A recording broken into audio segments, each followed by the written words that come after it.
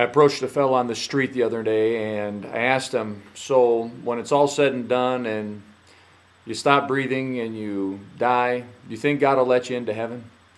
And he said, yeah, I think he will. I said, what do you think? Why do you think so? He says, well, I've been a pretty good person. And I says, oh, you've been a good person? He says, yeah, I'm pretty good. He says, well, have you ever told a lie? And he says, not that I can think of. I said, wow. I said, well, have you ever stolen anything? He goes,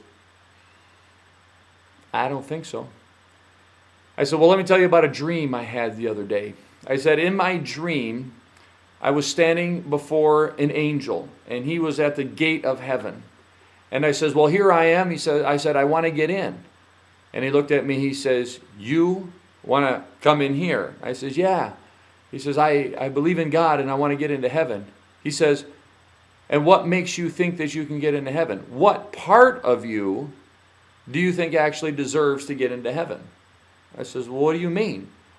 He says, do you think that your eyes deserve to get into heaven? What part of your body do you actually think deserves to get into heaven? Do your eyes deserve to get into heaven after what they've seen? After looking upon women and lusting after them? After looking at the things of other people and desiring and coveting them? The books that you've read, the television programs that you've watched, the movies that have gone through your eye gate, you think that your eyes actually deserve to get into heaven?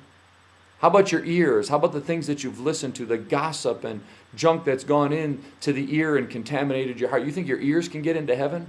You think your mouth will get into heaven after all the criticisms and the complainings and the cussing? You think that your mouth will get there?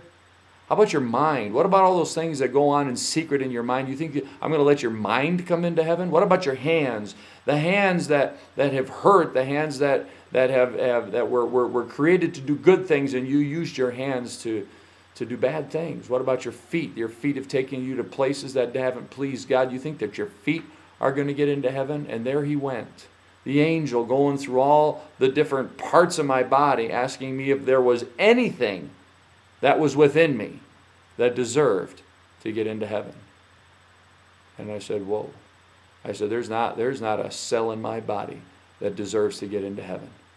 And you know what? I told this man, I says, you've got a problem. And I said, just like I had a problem. I said, there isn't a chance that you and I deserve to ever get into God's house when we die. And that's why Jesus came, so he could come. And he says, when Jesus came and he died on the cross, it's not just so that he could do some sort of show. It's not so we could do some passion play, at Easter time.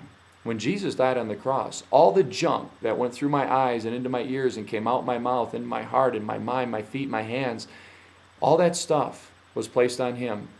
And then God opened up heaven and came down and punished his son.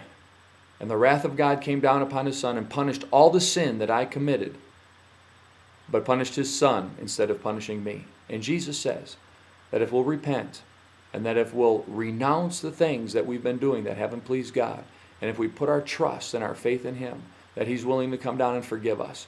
And he's willing to come down and give us a clean slate. He's willing to come down and purify our eyes and our mind and our ears and our mouth and our hands and our feet and every part of our body. He's willing to purify it if we're willing to repent and if we're willing to give our lives to him. And so no, there's not an ounce of me that deserves to get into heaven. But Jesus has made it possible. And that's the hope that there is today. You can repent. You can turn to Christ. And you'll be able to get into his house.